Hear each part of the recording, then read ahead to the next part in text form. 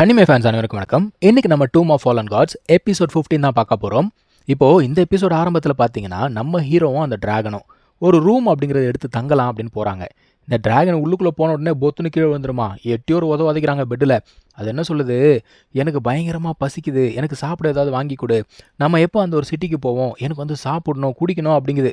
அவன் என்ன பண்ணுறான், அந்த ஸ்னோ இருக்குங்க எடுத்து வாயிலே அடிக்கிறான். நீ சாப்பிட்டதெல்லாம் பத்தாதா, ஏற்கனவே ஏகப்பட்ட ஸ்பிரிச்சுவல் எனர்ஜி அப்படிங்கிறத அப்சர்வ் பண்ணியிருக்கேன் அப்படிங்கிறான். அதுவா பேன்னு உட்காந்து அழுது. பார்த்தீங்களா, இந்த உலகத்தில் கருணையே இல்லை, என்ன மாதிரி ஒரு டிராகனை பிடிச்சி வச்சு இவங்கெல்லாம் வந்து அட்டகாசம் பண்ணிக்கிட்டு இருக்காங்கன்னு சொல்லிட்டு அது பாட்டுக்கு அழுவுது. நம்ம ஹீரோ அது அழறதெல்லாம் கண்டுக்கவே இல்லை. அவன் பாட்டுக்கு ஸ்ட்ரெயிட்டாக என்ன பண்ணுறான், அந்த பொண்ணை தேடி போய்கிட்டு இருக்கான். லாங்கு கூட வந்தா இல்லையா, அவளை தேடிக்கிட்டு இருக்கான். இன்னொரு பக்கம் நம்ம ஃபேரி அந்த ஹுந்தியன் செக்டாரை சேர்ந்தவங்க கூட சண்டை போட்டுட்டு இருந்தால. நம்ம ஃபேரி கையில் என்ன இருக்குது, அது ஒரு லோட்டஸ் பிளாட்ஃபார்ம். அந்த ட்ரெஷர் பார்த்தீங்கன்னா ஒரு சுப்ரீம் ட்ரெஷர். ஆமாம், அவன் என்ன சொல்கிறா, டேய் உங்கள் செக்டாரால் இந்த ஃப்ளையிங் ட்ரெஷரை ஒன்றுமே பண்ண முடியாது, 1000 வருஷத்துக்கு முன்னாடி நீங்கள் ஆல்ரெடி தோற்று போனீங்க, ஞாபகம் இல்லையா அப்படிங்கிற மாதிரி சொல்கிறா. அவன் என்ன சொல்கிறான், கரெக்டு தான், 1000 வருஷம் ஆயிடுச்சுல்ல, ஆனால் நீ என்ன நினச்ச, எங்கள் செக்டாரால் ஒரு ஃப்ளையிங் ட்ரெஷரை கூட கண்டுபிடிக்க முடியாதுன்னு நினச்சேன்னு சொல்லிட்டு அவனுக்கு பின்னாடி 2 விங்ஸ் மாதிரி இருக்குங்க. இதுவுமே ஆக்சுவலாக ட்ரெஷர் தான். ஆக்சுவலாக இந்த ஒரு ட்ரெஷர் அவங்க செய்யணும் அப்படிங்கிறதுக்காக பல வருஷங்களுக்கு முன்னாடியே ட்ரை பண்ணியிருக்காங்க. ஆனால் கண்டினியூஸாக ஃபெயில் ஆகிட்டே இருந்திருக்காங்க.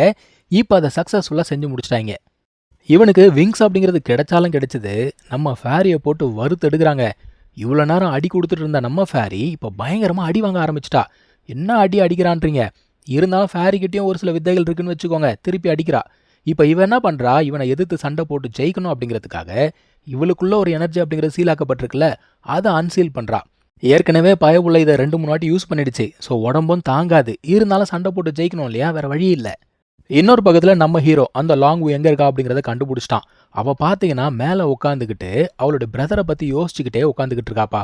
இவனும் போகிறான், போயிட்டு என்ன ஆச்சு அப்படின்னு கேட்குறான். இல்லை கொஞ்சம் தனியாக இருக்கணும்னு தோணுச்சு, அதனால தான் வந்தேன் அப்படிங்கிற மாதிரி சொல்கிறா. இவனுமே பக்கத்தில் உட்காந்து பேச ஆரம்பிக்கிறான்ப்பா. இவன் என்ன பண்ணுறான், அவங்க அண்ணன் பற்றின கதையெல்லாம் சொல்கிறா. அதாவது சின்ன வயசுலேயே அவங்க அப்பா என்ன பண்ணியிருக்காரு, அவங்க அண்ணனை படிக்கணும் அப்படிங்கிறதுக்காக கூப்பிட்டு போயிட்டுருக்காரு. அவன் வந்து வளர்ந்து திரும்ப வந்ததுக்கப்புறம் கூட இவங்களுக்குள்ள அந்த பாசம் அப்படிங்கிறது அப்படியே இருந்துச்சாமா. அதனால தான் இவளால் இவள் பிரதரோட இறப்பு அப்படிங்கிறது ஏற்றுக்க முடியல. நம்ம ஹீரோ என்ன சொல்கிறான்னா, நீ அழணும் அப்படின்னா அழுதுரு, ஒன்றும் பிரச்சனை இல்லை அப்படிங்கிறான். நம்முடைய வாழ்க்கையில் இந்த பழைய உறவுகள் அப்படிங்கிறது ரொம்ப முக்கியம்தான். ஆனால் ஒன்று ஞாபகம் வச்சுக்கோ, இந்த காலம் அப்படிங்கிறது நமக்கு புது புது உறவுகள் அப்படிங்கிறத கொடுத்துக்கிட்டே இருக்கும். ஸோ தைரியமா இரு அப்படின்னு சொல்கிறான். இவளுமே என்ன சொல்கிறா, ஆக்சுவலாக இவ்வளோ நேரம் என் கதையை கேட்டதுக்கு ரொம்ப நன்றி, நீ மட்டும் இவ்வளோ நாள் என் கூட இல்லைன்னு வச்சுக்கோயேன், நான் என்ன ஆயிருப்பேனே தெரியல அப்படின்னு பேசிக்கிட்டே இருக்கும்போது யாரோ தூரத்தில் சண்டை போடுறாங்க அப்படிங்கிறது இவங்களுக்கு தெரியுது. இப்போது நம்ம டிராகன் இங்கேருந்து, பார்த்தியா நிலா வெளிச்சத்தில் 2 ரொமான்ஸ் பண்ணிக்கிட்டு இருக்குங்க அப்படின்னு சொல்லிட்டு நக்கலாக பேசுது. இவ்வளோ என்ன பண்ணுறா, ஸ்னோ எடுத்து வாயிலே அடிக்கிறா. நம்ம ஹீரோ பார்க்குறான், அங்கே என்ன கழட்டிகிட்டு இருக்க நீ, இங்கே வான்னு சொல்லிட்டு அதை கழுத்தை பூச்சி இழுத்துட்டு வந்துட்டாங்க. இப்போ அந்த டிராகனும் பார்க்குது, யாரா சண்டை போடுறது, அட நம்ம ஃபேரியா அப்படின்னு சொல்லிட்டு கேட்குது. நம்ம ஃபேரி அவனை போட்டு வெளுத்து வாங்கிட்டு இருக்கா. இப்போ நம்ம ஹீரோ சொல்கிறான் அந்த டிராகன் கிட்ட, எங்களை அங்கே கூட்டு போ, சண்டையை பார்க்கணும் அப்படின்னா. வரமாட்டேன்னு சொல்லுதுங்க. எது வரமாட்டியா அப்படின்னா, எப்பா வந்து தொலைறான் வாங்கன்னு சொல்லிட்டு போகிறாங்க. அங்கே சண்டை நடக்கிறது இவங்க வேடிக்கை பார்த்துட்டு இருக்காங்க. லாங்கு கேட்குறா, உனக்கும் ஃபேரிக்கனோட இருக்கக்கூடிய ரிலேஷன்ஷிப் இவ்வளோ காம்ப்ளிகேட்டடா அப்படின்னு கேட்குறா. அவன் என்ன சொல்கிறான், எல்லாம் சரிதான், ஆனால் இப்போதைக்கு அவளுக்கு இருக்கிற பிரச்சனை அப்படிங்கிறது என்னை விட அதிகமாக இருக்குது அப்படிங்கிறான். ஆக்சுவலாக நம்ம ஃபேரியால் பார்த்தீங்கன்னா ரொம்ப நேரத்துக்கு தாக்கு பிடிக்க முடியுமா அப்படிங்கிறது தெரியல.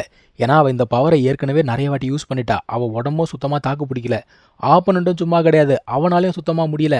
அவனே யோசிக்கிறான், இவன் வெளியில் வந்ததுலேருந்து இதான் வந்து ஃபஸ்ட்டு ஃபைட்டு, இதில் தோற்று போயிட்டா சரிப்பட்டு வராதுன்னு சொல்லிட்டு அவனை தம் பிடிச்சி சண்டை போடுறான்.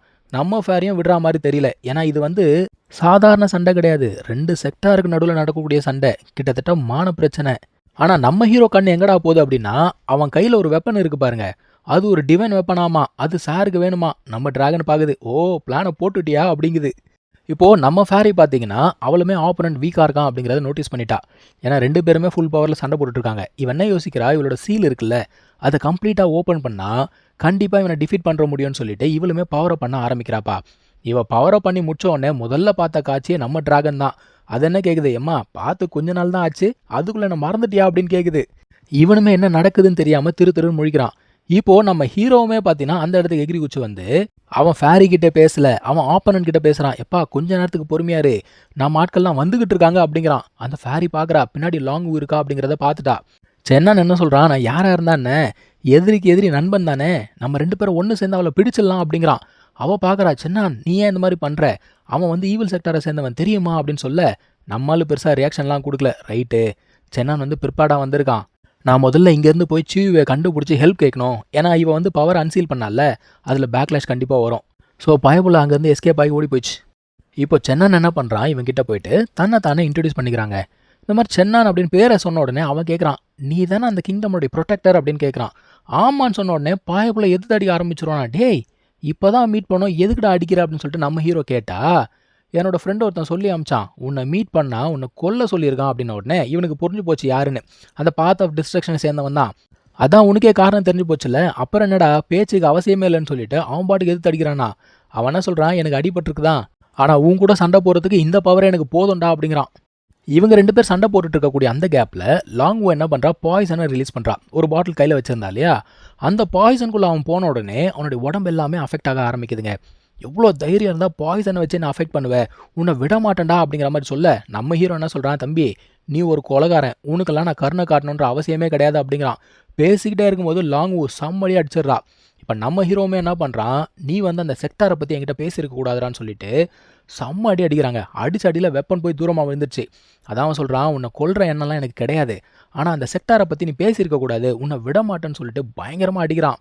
ஆனால் அவனால் ஆப்பனண்ட்டை வந்து கொல்லலாம் முடியல. அவன் என்ன சொல்கிறான், உன்னால் என்ன எதுவுமே பண்ண முடியாது, இங்கே பாரு என்னோட காயங்கள் ஆறட்டும், திரும்ப வந்து உன்னை என்ன பண்ணுறான் பாடுறான்னு சொல்லிட்டு பயபுள்ள அங்கேருந்து எஸ்கேப் ஆயிடுச்சு.